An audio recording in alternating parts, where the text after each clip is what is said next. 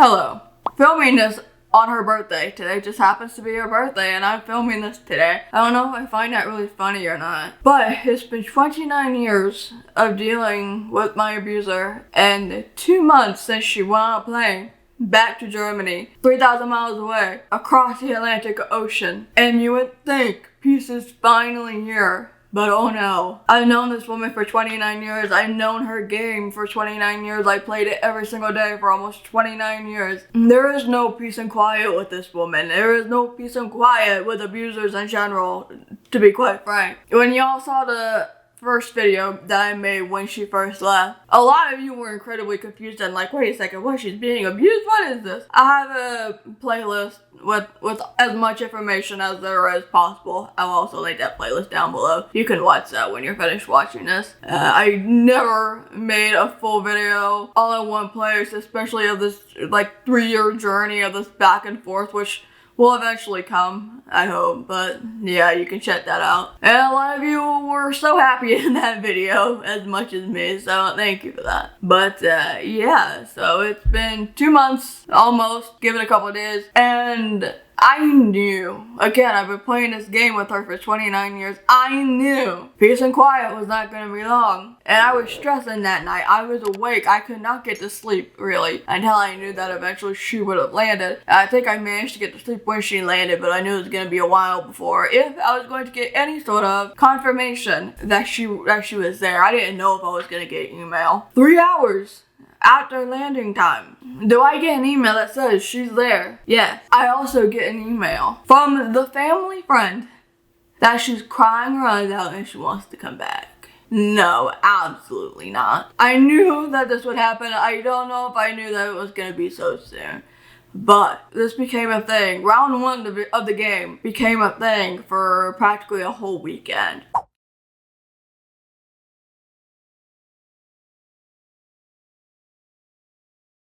And at 6:30 in the morning, I'm being told she's crying, she wants to come back, she doesn't seem to understand why she's here or whatever. I'm sitting there going, you wanted this for 3 years? Actually more than that, but the whole like real journey part when it was starting to get really aggressive was the last 3 years. A whole lot of back and forth. God. And I basically, all I would say is, no, she's not allowed to come back. She made her choice. She wanted to go for the last 3 years. She's purchased 2 tickets and canceled them both. And then she wanted to go again. And I actually paid $400 of my own savings just so she would get out. Because it was basically the weekend of, or the weekend before, she comes to me, and this was after just literally like probably earlier that day where she was threatening me. I want to go back to Germany. I'm gonna go. She was doing this all the time. If I left somewhere for work and I needed a ride to the airport and back, she would get upset and then threaten me. I mean, you know what? Well, you can go, but when you come back, I'm not gonna be here. I'm gonna be in Germany. You're gonna be screwed and you're gonna have to go find your own ride. It was this whole thing back and forth. This constant, I'm so sick of you. I'm so sick of this country.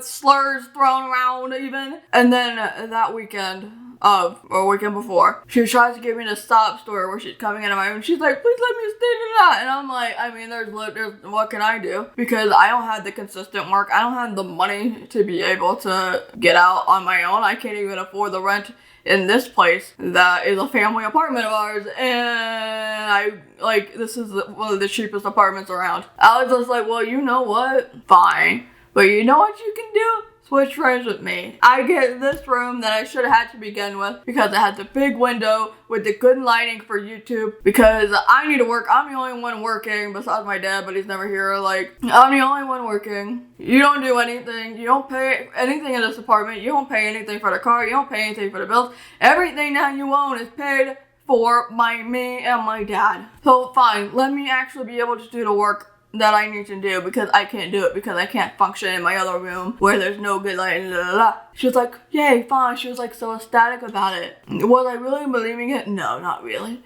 But then the next day, I was looking around this room and I was like, I wonder how many electrical outlets there are, because I was trying to plan where I would put a new computer setup and everything. And she just started bawling.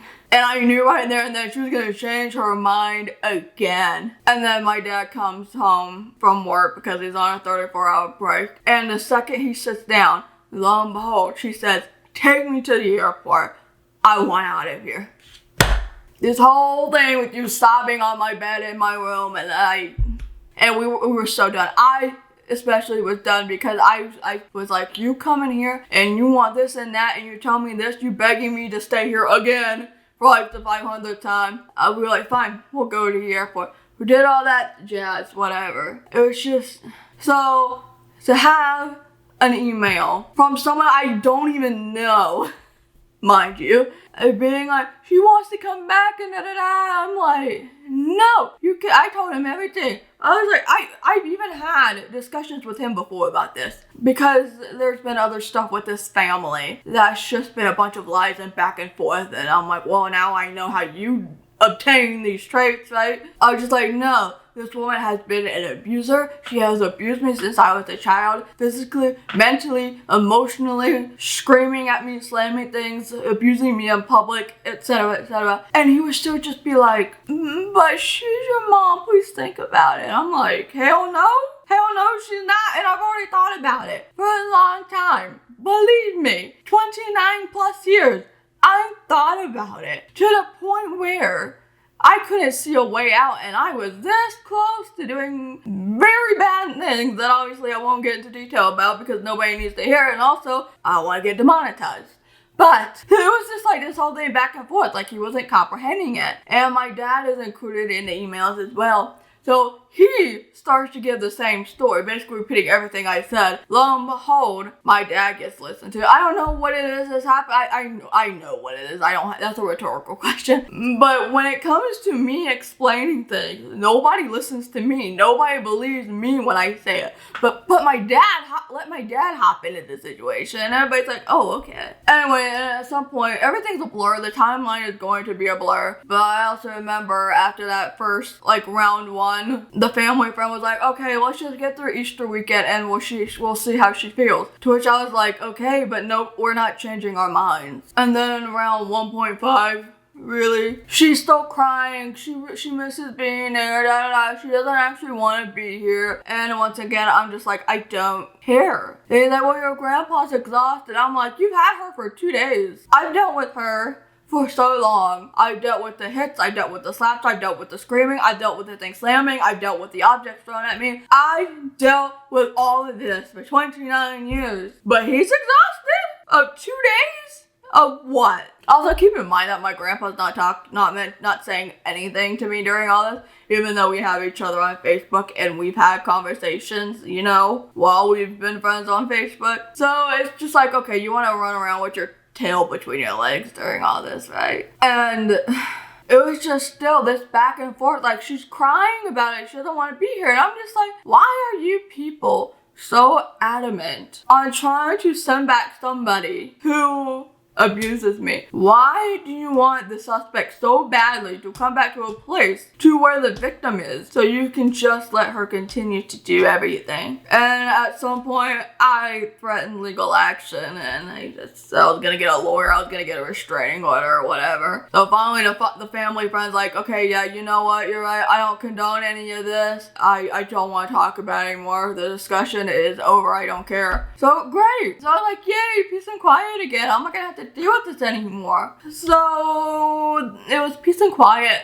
for a month. Everything seemed fine. I cleared out a lot of stuff in this apartment. I started to move things in here very, very slowly. Hardly anything. And then a couple of weeks ago, I get another email from the same family friend, the same flying monkey, even though he said he was no longer going to contact me about this after all 20 other emails previously. And he's like, she's still crying. She doesn't want to be here anymore. Your grandpa's exhausted. And once again, I'm like, no. Why do I have how many more times, how many more languages? Because I got 5 more under my belt. Not fluently by any means, but how many more languages do I need to say no in for you to understand that nobody wants her back here? I don't want her back here in case I didn't make it obvious enough why. My dad doesn't want her here because all she's ever done is scream at him, insult his family, etc., etc. All she's ever done is talk about how much she's sick of me, hates me, sick of him, hates him, how much she hates this country and doesn't want to live here anymore.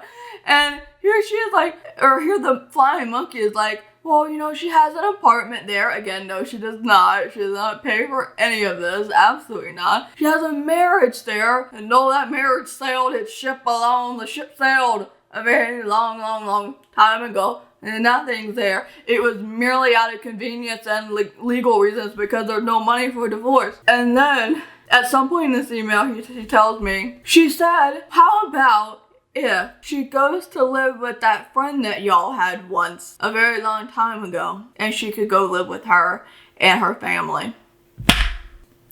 Let me tell you about this friend. When we moved a couple times, but we moved somewhere new when I was starting 6th grade. And I went to a brand new school. And it just so happened one of my classmates is from Germany. Her whole entire family is German as well. So that connection happened. And so I would go over to her house. And so my abuser and my former friend's mother would be friends. And that went on for maybe a year or two. And then lo and behold, what happens? My abuser cuts off all contact, abandons friend, wants nothing to do with her anymore for absolutely no reason whatsoever. And this is like a 5-minute drive from each other's houses. So doesn't show up anymore, wants nothing to do with her, doesn't talk to her anymore, doesn't talk about her anymore except to occasionally say, you know what? Something basically along the lines of, you know what? I wish so-and-so was my daughter and not you.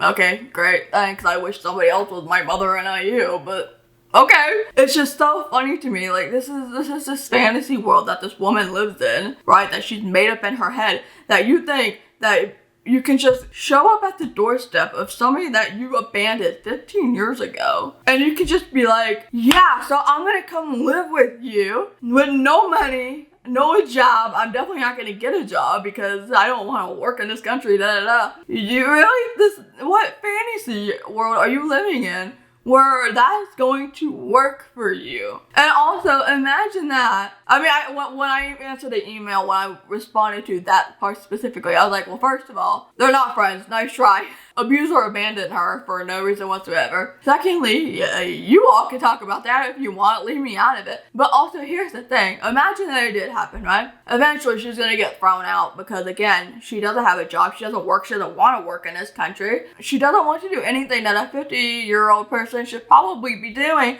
to try to take care of themselves and live. So she's probably going to get kicked out. And then what happens? 20 minutes down the road, she's going to have to want to come back here. And that's easier access because it's just 20 minutes. Actually, it might be a little bit longer, but that's besides the point. But you expect someone to just take you in when you haven't spoken or seen each other in so long. This person who has a family. I'm sorry, what? I was just so fed up with getting more and more emails. And you know, I tried to talk with my grandpa about it even. I sent him messages on Facebook, English and German messages. He's read them, but he doesn't want to say anything. So why is it that you cannot even grow up, be your age, and talk to me? I hate confrontation with every fiber of my being. I get scared so easily to confront anyone about anything, even if it's the most minuscule problem in the world. I don't want to hurt somebody's feelings, okay? And I don't want to have my feelings hurt. But here I am, trying to have a conversation. Again, you just want to send your flying monkey. And once again, I responded to that email like I said. When I also said, well, yeah, you all can talk about that. I'm not getting involved. Good luck though. But I said, you told me this was done. I don't want to deal with you anymore, Mr. Random Family Man who I don't know. I don't know you. Who the hell are you? Stop contacting me about this. I will get legal authorities involved. We'll get a cease and desist letter. That's not the right way.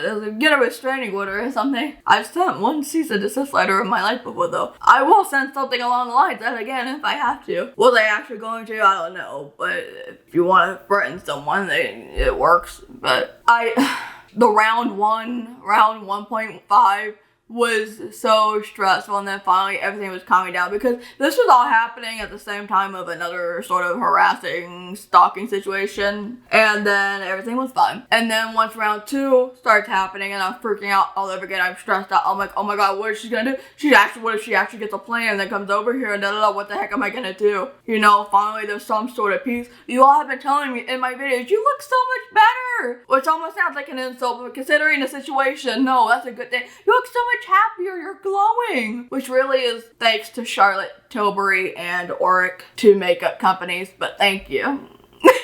And finally, I have a working space that actually makes me excited to be around, and even though things are slowly going business-wise and the actual business itself has been kind of declining lately, but the motivation, the discipline to try to get something to work has finally been coming back again, because I don't feel suffocated by not only what my other living situation was like, but also, well, in terms of like my actual room and things, because you see what that looks like. And then this living situation with somebody who is such a positivity suck. Like, it's just so bad. And I was angry all the time. I hated everything. All I wanted to do was make videos of me ranting about hearing people all the time, which I still do sometimes. But it was just like, I could not get happy about anything. I want to post about anything happy. And on the rare occasion that I wanted to post something happy, I couldn't, because someone got me into a bad mood. I just didn't want to film. A lot of why I wasn't filming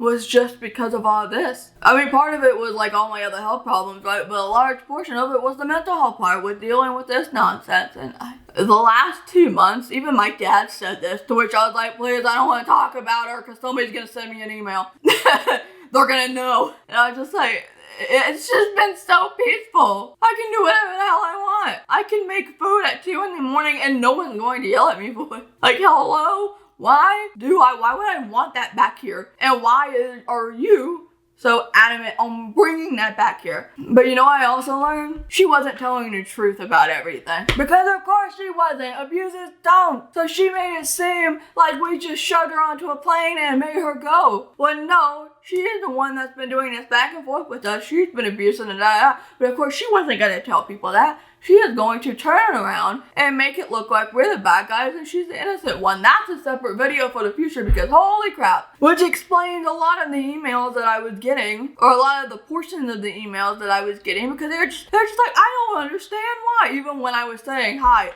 abuse was happening. But she was just like, I don't know why I'm back here. I don't know why they don't want me. Yeah. And like I said, today's her birthday. And I'm not gonna lie, I'm still frightened that it's gonna show up today, even though 6 hours later in the future. It's probably over now. But I have been so worried that someone's going to send me an email again. I don't think that's over. You might be wondering, why haven't you blocked them? Because I'm a masochist, and I like to torture myself. Apparently. And curiosity killed the cat. I get so curious about everything. But I'm hoping that because after that one email of round 2, they haven't sent anything back. I'm trying to be hopeful again. I almost considered blocking my grandpa, but on Facebook, but I don't know. Kind of hard there, but I've been so tempted. If there's a round 3 that comes up at any time, there will be a blocking. There will be a written up letter that is going to get very wordy and be sent over, and then I'll be done. And one of the reasons why I haven't been blocking is because I don't know if when my grandpa sees my stories on Facebook, if he shows them to her. And for me, with all the things that I've had to deal with, and because of how petty and revengeful I can be in regards to her, I'm just like, I want you to feel bad, and I want you to see that I am thriving without your nonsense, without all your positivity suck. Please be jealous that I am finally being able to take care of myself, that I have work. Please hire me. Website's down below. That I have more of a social life than you do, at least a little bit more. I can go places and it's just so nice. And then I can get my tattoos without anyone complaining or having to make comments about it. And it's just, like, it's just me being petty. If I block, she's not going to be able to see that. And I don't know what the exact saying goes, but I know that people have talked about that sweet revenge is in the form of just being happy and moving on. And you know what? That is very nice. I also want them to see it. Like, please, let you continue to be miserable, and I get uplifted every little so often. My depression will probably forever be here. Chemical imbalances in the brain but it'll be so much better and so much more manageable now that the main problem of it all is not here. I have other things to have depression flare-ups about, but that was like a huge chunk. That was like 70% of it all. I appreciate all the kind comments in the previous video, and I have a few more ideas about this whole thing to make videos for in the future. The whole thing from start to finish, and just other little bits and pieces of what has been happening, because when 12-year-old me was reporting this and nobody listened, at least maybe now at 29 somebody will listen. I feel like it's important to talk about, even though these aren't the best subjects to talk about. I'm going to edit this tomorrow. I'm gonna go see a quiet place. I'm gonna go have a coffee, and I'm going to live a much better life than the abuser that is probably sulking because of all the horrible decisions that she has made, and that's not my problem. Just stop harassing me from 3,000 miles away, please. Thank you. If you made it this far in the video, I appreciate it. Thank you very much. Subscribe if you have not yet, especially if you want more updates about this whole fiasco, and I will see you later. Bye.